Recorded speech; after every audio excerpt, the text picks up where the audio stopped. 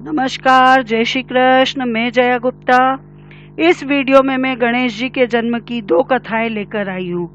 तो आइए देखें गणेश जी के जन्म की पहली कथा। शिव पुराण के अनुसार गणेश जी माता पार्वती द्वारा मिट्टी से बनाए गए पुत्र थे। गणेश जी के जन्म का कारण ये था कि माता पार्वती को एक निष्ठावान द्वारपाल की आवश्यकता थी। इसके लिए उनकी दो सखियां थी, जया और विजया नाम की। उन्होंने माता पार्वती को मिट्टी का द्वारपाल बनाने की सलाह दी थी और गणेश जी के अस्तित्व में आने के पीछे यही सलाह एक कारण थी। इन दोनों ने पार्वती जी से कहा था कि स्नानागार के बाहर एक ऐसा पहरेदार लगाओ जो कि शिव जी को भी स्नानागार में नहीं आने दे, जो आपका हुक्म माने, शिव जी का हुक्म नहीं माने। होता क्या था कि पार्वती जी जब भी स्नान करने के लिए जाती थी तो बाहर किसी शिवगण को ही पहरे पे बिठाना होता था उनको, क्योंकि वो लोग कैलाश पे रहते थे। लेकिन जब शिव जी आते तो शिवगण शिव जी को रोक नहीं पाते थे, वे शिव जी की आज्ञा का उल्लंघन नहीं कर पाते थे और शिव जी को स्नान घर में जाने से रोक नहीं पाते थे और शिव जी ऐसे में स्नान घर में आ जाते थे। तो पार्वती जी को इससे बहुत तकलीफ होती थी। तो पार्वती जी को उनकी सहेलियों ने कहा कि पहरेदार तो ऐसा हो जो किसी को भी अंदर नहीं जाने दे, वो आप ही की बात माने। तो पार्वती जी को अपनी सखियों की बात सही लगती है और वे नहाने जाने से पहले अपने शरीर के हल्दी के उपटन को निकालती है और उससे एक बालक का पुतला बनाती है और उसके बाद उसमें प्राण डाल देती है और उसको कहती है कि तुम्हारा नाम विनायक है और आज से तुम मेरे पुत्र हो और अब मैं स्नान करने जा रही हूँ। ये डंडा पकड़ो और तुम यहाँ दरवाजे पे खड़े हो जाओ और तुम किसी को भी अंदर नहीं आने दोगे। किसी को मतलब कोई भी अंदर नहीं आएगा। अब माता पार्वती तो इतना कह के स्नान करने के लिए चल जाती है। अब थोड़ी देर बाद पीछे से भगवान शिव आते हैं तो वे पार्वती जी के भवन में जाने लगते हैं। तो बालक विनायक उनको विनय पूर्वक रोकते हैं और कहते हैं कि माता पार्वती ने अंदर जाने से मना किया है। तो शिव जी उनको समझाते हैं कि मैं तो उनका पति हूँ, मैं तो जा सकता हूँ, कोई और नहीं जा सकता है। पर बालक विनायक तो माँ की आज्ञा को सर्वोपरि मानते हैं और वो कहते हैं कि नहीं, माँ ने मना किया है कि कोई भी नहीं आ सकता है तो आप भी नहीं जाओगे। तो वो शिव जी को मना कर देते हैं। तो और कह देते हैं कि मैं तो आपको किसी भी स्थिति में अंदर नहीं जाने दूंगा। तो इस पे शिवगण आके और उसको समझाते हैं तो वो मना कर देता है कि नहीं, मैं नहीं जाने दूंगा किसी को भी। तो वो युद्ध करने लग जाते शिवगण उस बालक के साथ। तो बालक भी उन सबके साथ युद्ध करके उनको मार के और भगा देता है। अब सारे देवता आ जाते धीरे धीरे करके, ब्रह्मा जी, विष्णु जी और सारे देवता, और सब आके उस बालक को समझाते हैं कि शिव जी को तो जाने दो, वो तो पति है पार्वती जी के, वो तो जा सकते हैं। पर वो बालक को मना नहीं, कोई भी मना नहीं पाते हैं, कोई भी, यानी बालक मानते ही नहीं उनकी किसी की भी बात।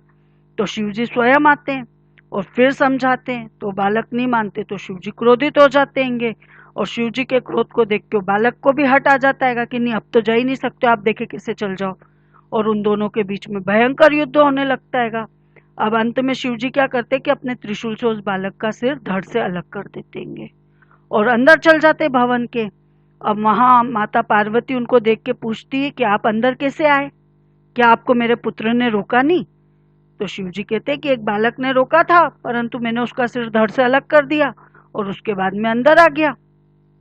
तो ये सुन के माता पार्वती जी बहुत क्रोधित हो जाती और कहती कि वो मेरा पुत्र था और आपने उसको ऐसे कैसे खत्म कर दिया। और पार्वती जी ने अपने क्रोध में अपनी सारी शक्तियों को बाहर निकालती है और सबको, इस संसार को खत्म करने का आदेश दे देती है। चारों ओर हाहाकार मच जाता है, नदियों में और समुद्र में प्रलय आने लगता है, पानी उफान लेने लगता है, पर्वत खिसकने लग जाते हैं और धरती कांपने लग जाती है। इस तरह से चारों ओर हाहाकार मच जाता है, किसी के कुछ भी समझ नहीं आता है कि क्या हो रहा है और इसको कैसे रोके। सब माँ पार्वती जी को मनाने की कोशिश करते परंतु माता का गुस्सा तो शांति नहीं होता है। तो नारद जी कहते हैं कि हम सब माता पार्वती जी की स्तुति करें और इससे उनका क्रोध शांत होगा और ये सारा विनाश रुक जाएगा। तो सब देवता मान जाते और वैसे ही करते, सब माता पार्वती की स्तुति करते। अब माता पार्वती जी शांत तो हो जाती परंतु वो एक शर्त रख देती कि मेरे पुत्र को दोबारा जीवित किया जाएगा तो ही मैं ये सब रोकूंगी, नहीं तो नहीं रोकूंगी। तो सारे देवता जाके और शिव जी को ये बात बताते हैं। तो शिव जी कहते हैं कि उत्तर दिशा में जाओ और वहां जो भी पहली ऐसी माता मिले जो अपने पुत्र की ओर पीट करके सोई हुई हो तो उसके पुत्र का सिर लाके और गणेश के धड़ से जोड़ दो। अब सारे देवता उत्तर दिशा में जाते तो वहां सबसे पहले एक हथिनी अपने पुत्र की तरफ पीट करके सोई होती है। तो शिव जी की आज्ञा के अनुसार सारे देवता उस हथनी के बच्चे का सिर काट के और लाके और उस बालक के सिर के वहां लगा देते हैं। शिव जी उसको बाद में जीवित कर देते हैं और उसको, चूंकि उसने सारे गणों को हराया था, तो उसको गणों का मुखिया बना देते हैं। इस तरह माता पार्वती जब उनका पुत्र जीवित हो जाता है तो उसको देख के खूब खुश हो जाती है और उनके पुत्र के चूंकि हाथी का सिर लगा था तो उसको एक नया नाम मिल जाता है, गजानन। और सारे देवता और सब भगवान सब गणेश जी की स्तुति करने लग जाते हैं और उनको नए नए नाम देते हैं, जैसे कि गणेश, गणपति, विनायक, विघ्नहर्ता, गजानन, इस तरह के कई सारे नाम देते हैं।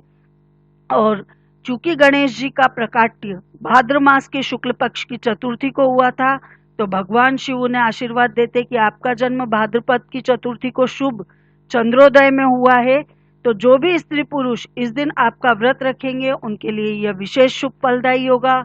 इस कामना से व्रत, जो भी कामना से व्रत करेंगे वो कामना उनकी पूरी होगी। इस तरह की ये पहली कथा थी और गणेश जी के जन्म का इस तरह से हुआ था। अब गणेश जी के जन्म की एक और कथा है जिसमें कि वो गजानन कैसे बने ये बताया जाएगा, तो वो कथा भी आइए देखें।